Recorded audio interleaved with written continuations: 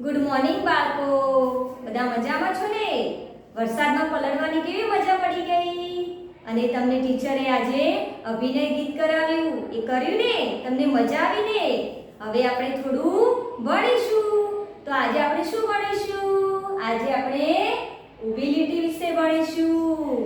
તમને તો ખબર નહીં હોય કે ઊભી લીટી કોને કહેવાય, તો હું તમને સમજાવું કે ઊભી લીટી કોને કહેવાય. ચાલો બાળકો, તમે આ જોઈ છે? આને શું કહેવાય? ફૂટપટ્ટી. ચલો આ ફૂટપટ્ટીને આ રીતે ઊભી રાખું અને હું આમ લીટી દોરું તો આને શું કહેવાય?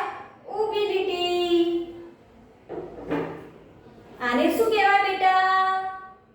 સરસ, માર્કર પેન કહેવાય. જો આ માર્કર પેનને હું આ રીતે ઊભી રાખું અને લીટી દોરું તો કઈ લીટી બને? ઊભી લીટી. સરસ.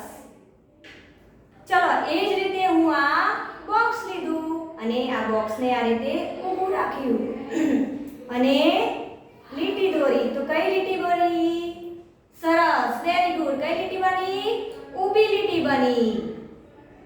હવે આ નાની ફૂટપટ્ટી છે તો આ નાની ફૂટપટ્ટીને ઊભી રાખી અને આમ કરીને લીટી દોરું તો કઈ લીટી બને? ઊભી લીટી. સરસ, વેરી ગુડ. ખબર પડી ગઈ ને ઊભી લીટી કોને કહેવાય?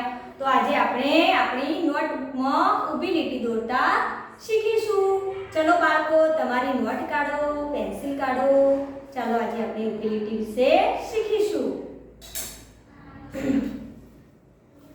તમારી મમ્મીને કહો, તમારી મમ્મીને કહો. ચલો ચાલો બાળકો, તો તમારી મમ્મીને કહો આ રીતે નોટમાં તમને એક એક ખાનું છોડીને ઊભી લીટી દોરી આપે અને નીચે એક ખાનું છોડીને આ રીતે ટપકા ટપકા કરીને તમને ઊભી લીટી દોરી આપે. હવે હું જોડું એ રીતે તમારે ટપકા ટપકા જોડવાના. તો ચલો આ શું બની ગયું? ઊભી લીટી. સરસ, તમે પણ એ રીતે ઊભી લીટી ટપકા જોડીને બનાવો. ચલો આ રીતે ટપકા જોડીને ઊભી લીટી બનાવો.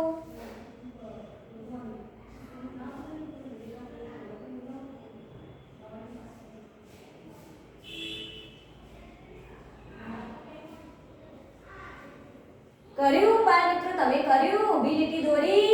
હા, આ રીતે દોરો ઊભી લીટી.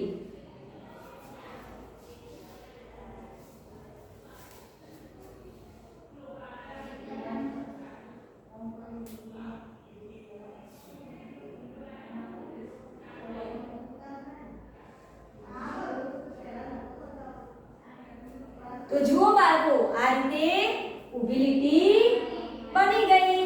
તમારે પણ ઘરે મમ્મીને આજે કહેવાનું કે હોમવર્કમાં તમને નોટબુકમાં એક એક ખાનું છોડીને ઊભી લીટી દોરી આપે અને એક એક ખાનું છોડીને ટપકા ટપકા કરી આપે. એ તમારે કાલે લેસનમાં સ્કૂલમાં